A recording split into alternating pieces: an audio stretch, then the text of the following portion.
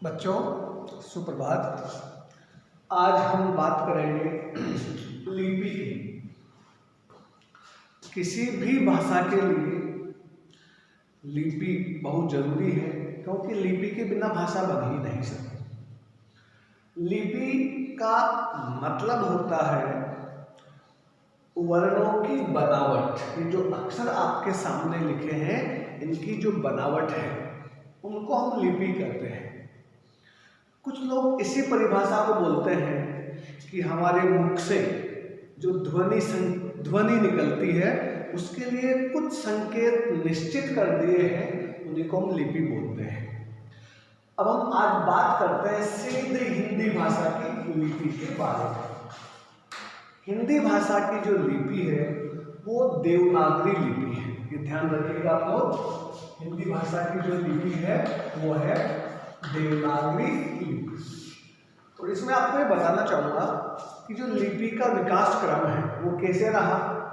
सबसे पहली जो लिपि है, प्राचीनतम लिपि है, वो ब्राह्मी लिपि है।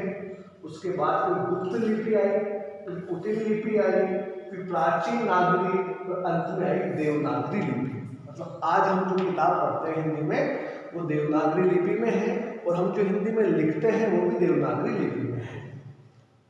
आपको पता भी है कि पंजाबी की लिपि कौन सी है, हिंदी की लिपि कौन सी है, अंग्रेजी की लिपि कौन सी है। आज हम एक बात पर ध्यान देंगे कि जो देवनागरी लिपि है जिसका हम प्रयोग करते हैं उसकी अच्छाइयाँ क्या है और उसकी बुराइयाँ क्या है।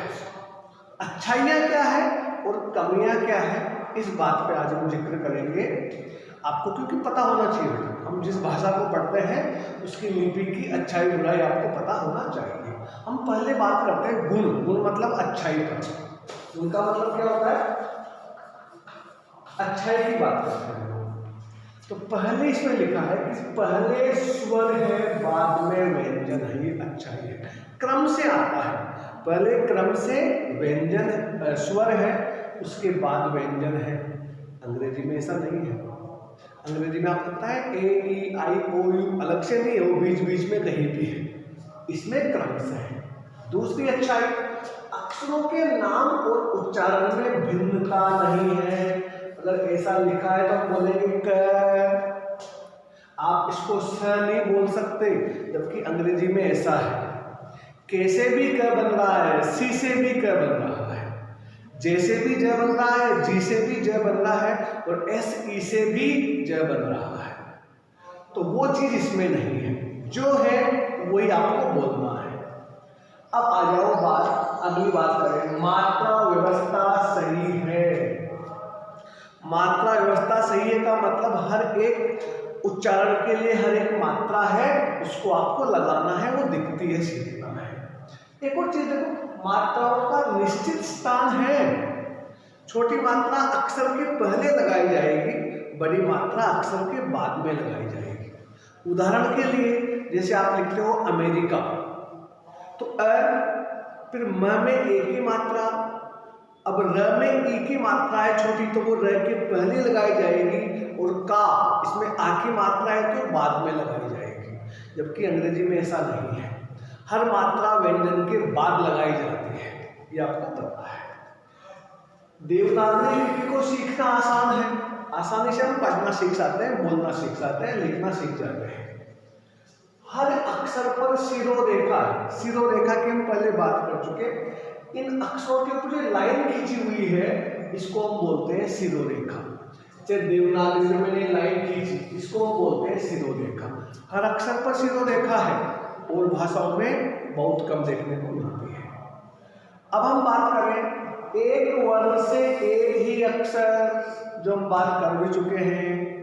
एक वर्ण से एक ही अक्षर का मतलब होता है कि अगर आपको च लिखना है तो च से आप च बोलोगे इसे। अब इसको आप और उच्चारण इसका नहीं कर सकते, जबकि अंग्रेजी में ऐसा हो जाता है। अब लेखन में स्थान बचता है। जब आप लिखोगे तो जगह बचेगी। जैसे आपने लिखा अक्षर, इतनी सी जगह में आपने अक्षर लिख लिया। अब इसको आप अंग्रेजी में लिखो के एस एच ए, तो वहां पे 4 अक्षर आपको लिखने पड़ेंगे। ऐसे ही तरह देखो, श्रमिक देखो, तो आपको 3-4 अक्षर लिखने पड़ेंगे एक के लिए। ये देवनागरी लिपि की अच्छाई है। कमियां क्या है? कमियां भी देखते हैं। अक्षरों की बनावट जटिल है, थोड़ी मुश्किल है। अक्षरों को बनाना अक्षर है, आपको ऐसे करना है, ऐसे करके ऐसे, इसको सीखना और सिखाना थोड़ा सा मुश्किल हो जाता है, ऐसा माना जाता है। जटिल मतलब मुश्किल।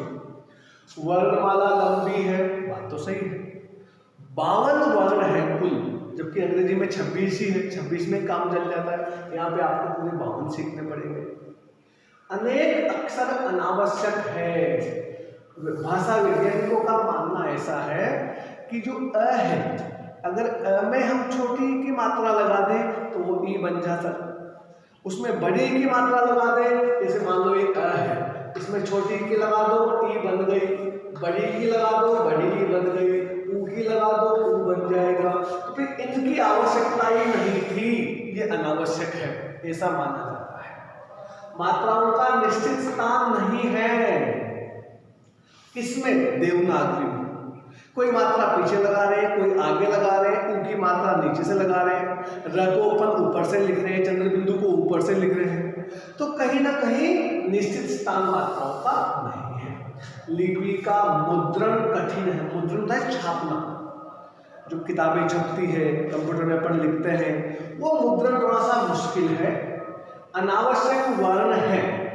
कुछ अक्षर ऐसे हैं जिनकी आवश्यकता नहीं है, जैसे क्ष और श, ये अपना काम इससे चल सकता है। लृ, इसका कोई उपयोग नहीं है। ऐसे बहुत सारे अक्षर हैं जिनके बिना हमारा काम चल सकता है। फिर है लेखन में एक जैसे दिखते हैं। अब जैसे ख है, अगर ख, बहुत सारे लोग क्या करते हैं, इसको मिलाते हैं, जैसे मैंने लिखा ऐसे करके, तो मैंने इसको मिला दिया। बहुत सारे लोग इसको मिलाते हुए ऐसे लिखते हैं। अब ये रव हो गए। मैं और भ में से क्या करते हैं, वो इसे मात्रा नहीं कर देते हैं, ऐसे देखो, तो यहाँ पे थोड़ा अंतर कम हो जाता है, मतलब दिखने में एक जैसे लगते हैं। अनुस्वार अनुनासिक में भ्रम की स्थिति है। कहाँ पे चंद्र बिंदु लगाएं, कहाँ पे बिंदु लगाएं, कहाँ पे नहीं लगाएं। अब ऐसे बहुत सारे लोग हैं, जैसे मैं लिखता हूँ संबंध, तो बहुत सारे लोग लिखते हैं ऐसे, कुछ लोग लिखते हैं इसको ऐसे, है दोनों सही, लेकिन भ्रम की स्थिति है, कौन सा लिखें। संयुक्त अक्षर प्रयोग भाषा को जटिल बनाता है। ये जो संयुक्त अक्षर है, कक्षा, त्रिशूल, ज्ञानी, ये थोड़ा भाषा को मुश्किल बना देता है। और हलंत को लेकर भ्रम है। हलंत का मतलब पता है क्या होता है? जैसे मान लो एक लिखा मैंने, इसके नीचे लाइन खींच दी, अब ये हलंत है, इसका मतलब एक हो गया आपका आधा। इसको भ्रम क्या है? बहुत सारे लोग ऐसे लगाते हैं, जैसे सत्यम, शिवम, सुंदरम, तो लास्ट के म पे क्या करते हैं, वो ऐसे हलंत लगा देते हैं। अब वो सही है गलत है, कहाँ लगाए पता ही नहीं। तो जगत लिखते हैं, बहुत सारे लोग लिखते हैं जगत, तो कुछ लिखेंगे जगत ऐसे, कुछ क्या करेंगे यहाँ पे हलंत लगा देते हैं। तो ऐसा कुछ भ्रम है। तो ये देवनागरी लिपि की अच्छाइयाँ थी, ये कुछ कमियां थी, हमको पता होना चाहिए कि लिपि क्या है। वर्णों की बनावट लिपि है। हमारी लिपि कौन सी है लिपि, और वो देवनागरी लिपि है। प्राचीनतम लिपि कौन सी है, वो ब्राह्मी लिपि है। आप लोग देखेंगे, आपको अच्छा लगेगा, तो आप भी किताबों में जानने की कोशिश कीजिएगा। धन्यवाद।